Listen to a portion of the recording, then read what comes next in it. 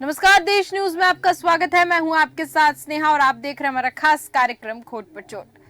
मंडला निवासी जितेंद्र मारवी भोपाल में संविदा लाइनमैन थे, जिनके पिता ने बताया कि वह 24 साल के थे और नौकरी नहीं करने की जिद कर रहे थे, लेकिन परिवार की हालत देखकर उन्होंने प्रोत्साहित किया और जैसे तैसे मनाया।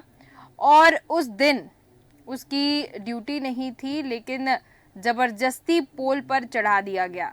ये बात हो रही है बिजली विभाग के कर्मचारी की, जिसको करंट लगा और एक गलती से जवान लड़का खत्म हो गया। विभाग ने आम आदमी मानते हुए सिर्फ 4 लाख का मुआवजा दिया। परिवार की हालत फिर वैसी ही हो चुकी है। यह एक लौता मामला नहीं है। मध्य प्रदेश में बिजली कंपनियों में 45,000 आउटसोर्स कर्मचारी लगे हैं। मेंटेनेंस का जिम्मा इन्हीं के कंधे पर है, लेकिन जान जोखिम में डालने वाले इन कर्मचारियों को ऊर्जा विभाग का कर्मचारी नहीं माना जाता है। यही वजह है कि हादसा होने पर इन्हें कर्मचारी नहीं, आम आदमी मान लिया जाता है। और आउटसोर्स और संविदा कर्मचारियों के संगठन की माने तो 2005 में ठेकेदारी प्रथा शुरू हुई। तब से 500 कर्मचारी की ऐसे ही हादसे में मौत हो चुकी है। करीब 1000 दिव्यांग हो गए हैं, लेकिन इनके परिवारों को सुध नहीं। और साथ ही साथ अफसर मनमानी करते नजर आ रहे हैं, विभाग लापरवाह नजर आ रहा है।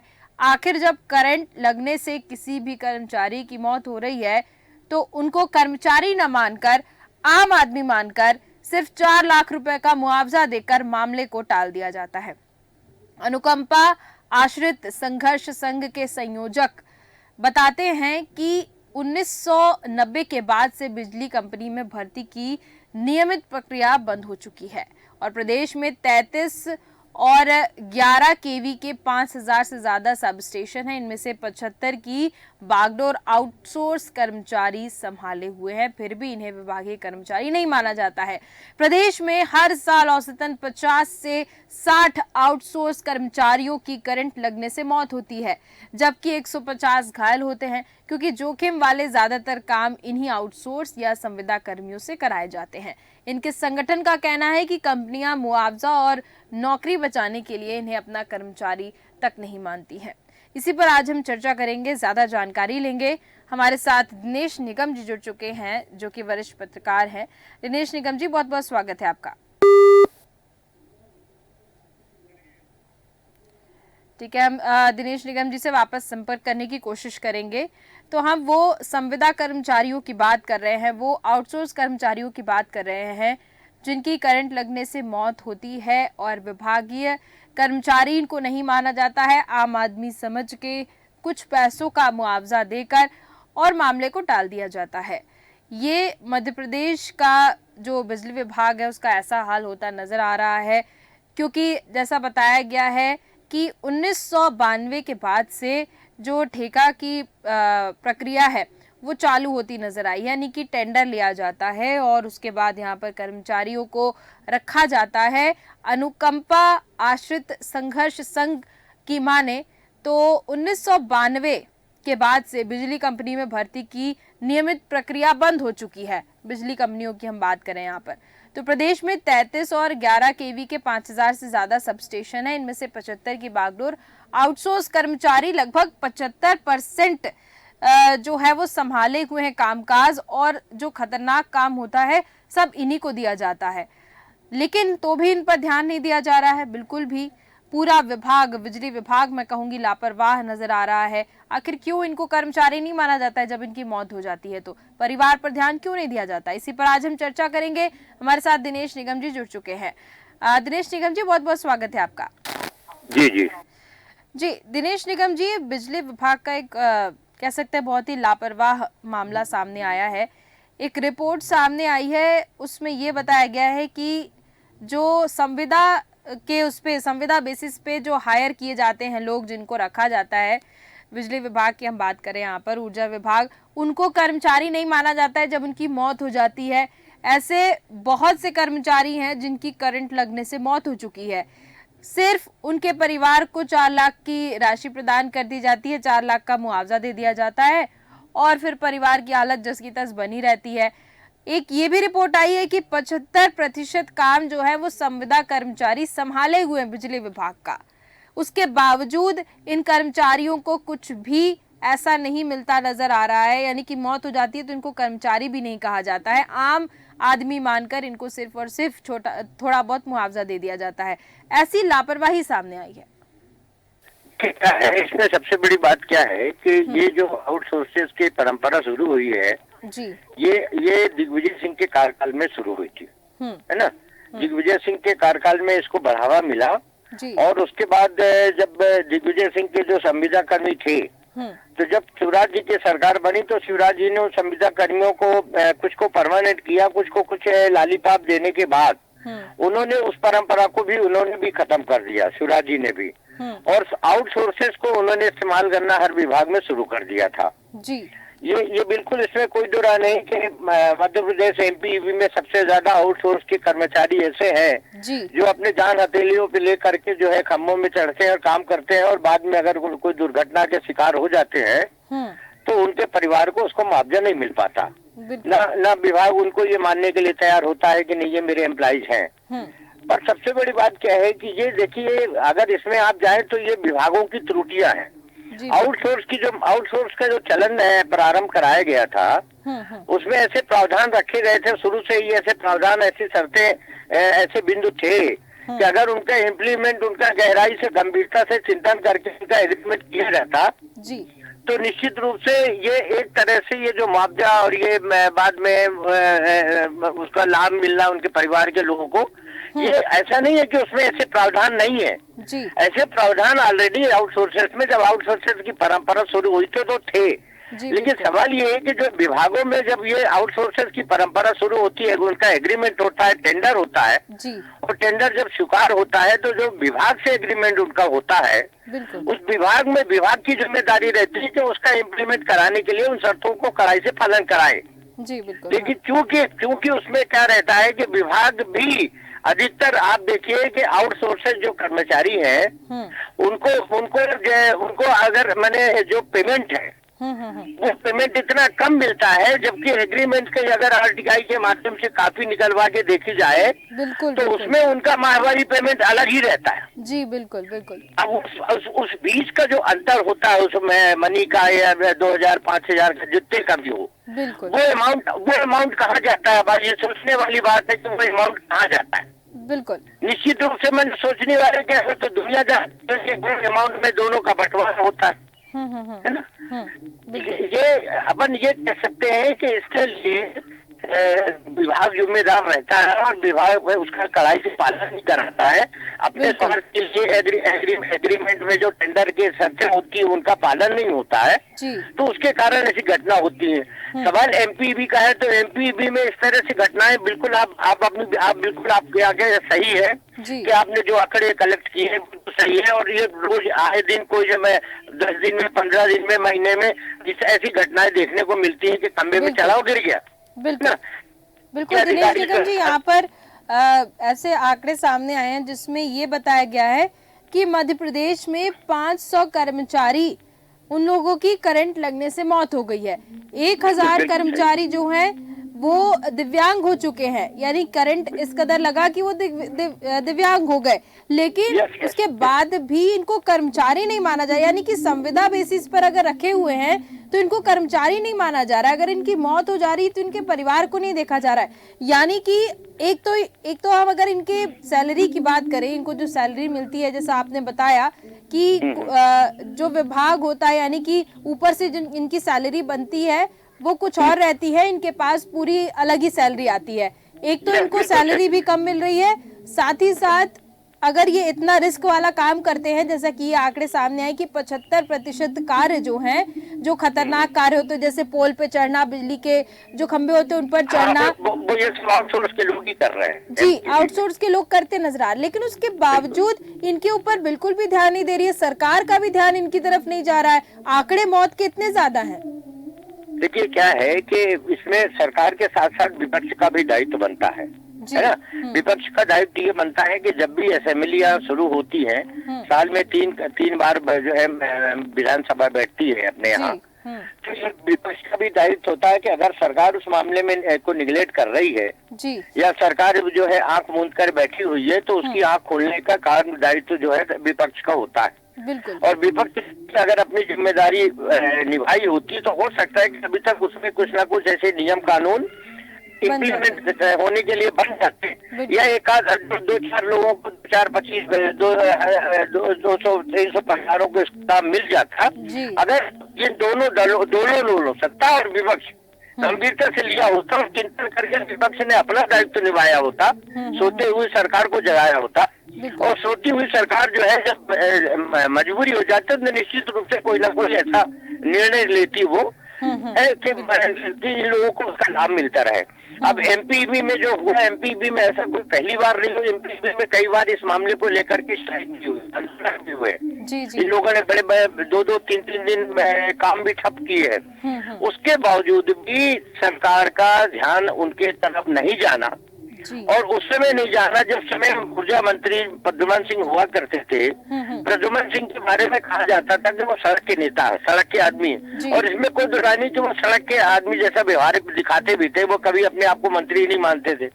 नाला नर्दा में अगर थोड़ा सा भी गंदगी दिखी तो फावड़े लेके खुद ही कूद पड़ते थे। जी। तो जब ऊर्जा माने प्रद्युमन सिंह के रहते अगर इसमें कोई निर्णय नहीं हुआ तो ये बड़ी गंभीर विषय है, और इसमें सरकार को त्वरित वो करना चाहिए, और उसमें 2 काम करने चाहिए उनको। एक तो काम ये करना चाहिए कि जो विभाग में जो शर्तें एग्रीमेंट के दौरान लागू हुई हैं, लगाई गई हैं जी सामने टेंडर वाले से, है ना, उनका इम्प्लीमेंट हुआ कि नहीं हुआ जी। अगर उसमें नहीं हुआ है तो उसमें क्या त्रुटियां रही, अगर फुल पेमेंट उसने सामने वाले कर्मचारी को नहीं मिला है तो उसका दोषी कौन है, उसके लिए जिम्मेदार कौन है। अगर इस तरह से 2 4 5 लोगों पे कार्रवाई हो जाए तो देखिए आप कैसे विभाग सचेत नहीं होता, फिर देखिए एमपीवी वाले के अधिकारी भी सचेत हो जाएंगे, क्योंकि उसमें क्या है कि जब एम्प्लॉइज होते हैं इनका प्रोविडेंट फंड तो नहीं कह सकते अपन, लेकिन वो कुछ राशि इनकी काटी जाती है जी, पीएफ के रूप में इनकी कुछ राशि काटी जाती है। अब वो काटी क्यों जाती, अगर वो एम्प्लॉइज जो है एम्प्लॉइज है ही नहीं, आप उसको एम्प्लॉइज मान ही नहीं रहे तो वो पीएफ क्यों काट रहे हो आप उसका। बिल्कुल। पीएफ का लेबर डिपार्टमेंट का नियम है कि अगर लगातार जिसका जो है साल भर पीएफ कटा है 6 महीने से ऊपर, है ना, जिसका भी पीएफ कटा है मतलब वो सरकार का उस विभाग का अंग है वो। बिल्कुल। ये लेबर डिपार्टमेंट एक नहीं, लेबर डिपार्टमेंट निकलवाएंगे तो आप 25-50-100 उदाहरण ऐसे मिल जाएंगे जिसमें इसी ने उस कर्मचारी को लाभ दिया है, ये उसके परिवार को लाभ दिया है। बिल्कुल। तो ये है, उसमें क्या है कि सरकार को भी सचेत होना पड़ेगा, विपक्ष को भी जो है सरकार पे दबाव बनाना पड़ेगा। बिल्कुल। अब सब है ना, तब करके इसका समाधान होगा। बिल्कुल। दिनेश निगम जी, अक्सर ये जो संविदा कर्मी है इनकी आपने देखा होगा धरना प्रदर्शन भी करते रहते हैं, और धरना प्रदर्शन अपनी मांगों को लेकर अडिग रहते हैं, लेकिन इनकी मांगे अभी तक पूरी हुई थी। अभी कुछ दिनों पहले इनका प्रदर्शन था और सैलरी के लेकर ही प्रदर्शन था कि इनकी सैलरी कुछ और बनती है और हम उन तक पहुंचने तक कुछ और हो जाती है सैलरी, तो उसको लेकर मैंने अभी आपको वही उदाहरण बताया ना। और ये कोई एमपीवी में नहीं, हम तो आपसे कह रहे हैं कि जहाँ आज की डेट में मध्य प्रदेश के कम से कम 80% जो डिपार्टमेंट है, बल्कि 80% छोड़ के 90% जोड़िए आप जी। उसमें संविदा कर्मी नहीं है। संविदा कर्मी की तो परंपरा ही गवर्नमेंट ने खत्म कर दी है उनके अपने शिवराज जी के कार्यकाल से। थोड़े दिन चला उनके कार्यकाल में, फिर वो खत्म ही हो गई। उन्होंने बढ़ावा किसको दिया, जो दिग्विजय सिंह ने आउट ऑफ सोर्सेज को लाना शुरू। दिग्विजय सिंह जब आउट ऑफ सोर्सेज वालों को लेके आए थे तो उसमें विभाग, ये जो सरकारी विभाग है या प्राइवेट अपना निगम मंडल है, इनमें इनका उपयोग शुरू में नहीं हुआ। बिल्कुल। उसका कारण ये इस्तेमाल होते थे इंडस्ट्रीज में, कंपनियों में, या गवर्नमेंट में, जो ऐसी गवर्नमेंट जो जिनमें गवर्नमेंट और प्राइवेट का आपस में मेल जोल रहता है, वहाँ इसका इस्तेमाल दिग्विजय सिंह के कार्यकाल में इनका इस्तेमाल शुरू हुआ। लेकिन ये जो विभाग में जो है इनके परंपरा डाल दी, विभाग में इनकी वो की जाएगी एंट्री, तो ये परंपरा अभी 18-20 साल की जो गवर्नमेंट बनती है, गवर्नमेंट है, उससे सरकार में ही उसको बढ़ावा मिला। बिल्कुल है ना? तो अपन ये कह सकते हैं कि बढ़ावा के जिम्मे अगर बढ़ावा मिला और इसमें कोई नियंत्रण नहीं हो रहा है, उसका लाभ नहीं मिल रहा, तो इसके अपन ये कहेंगे कि मेरा जो अपना मानना है कि सरकार के साथ साथ विपक्ष भी उतना जिम्मेदार है जितना सरकार है। बिल्कुल। दिनेश निगम जी, एक आखिरी सवाल आपसे रहेगा कि जैसे कि कर्मचारी नहीं मान रहे, जैसे कर्मचारियों की मौत हो जा रही है तो इनको कर्मचारी नहीं मान रहे, कर्मचारी अगर विकलांग हो जा रहे करंट लगने से तो इनको कर्मचारी नहीं मान रहे, तो कहीं ना कहीं ऐसा नहीं लग रहा आपको कि जो विभाग है, बिजली विभाग को अगर मैं देखूं यहाँ पर, तो बिजली विभाग अपना पल्ला झाड़ रही है हर चीज से, क्योंकि 75% कार्य तो इन्होंने आउटसोर्स कर्मचारियों को दे के रखा है, यानी कि इनके जो परमानेंट कर्मचारी हैं वो ऐसे खतरनाक कार्य करते नहीं हैं, तार वाले चाहे पोल पर चढ़ने वाले काम करते नहीं हैं, तो इसमें ये बचते हुए नजर आ रहे हैं। बाकी जो कार्य कर रहे हैं, यानी कि जो जिनसे करंट लग रहा है, जिन कर्मचारियों को जो आउटसोर्स वाले हैं, उनके ऊपर ये ध्यान देते नजर नहीं आ रहे हैं। यानी कि आप देखिए कि जो विभाग की जिम्मेदारी है वो बिल्कुल भी ये निभा नहीं रहे हैं, हर तरीके से अपना पल्ला झाड़ रहे हैं। वो इसीलिए मैंने आपसे बताया ना कि उनके ऊपर कोई नियंत्रण नहीं है, उनके ऊपर कोई कार्रवाई करने वाला नहीं है, ज्यादातर वो भी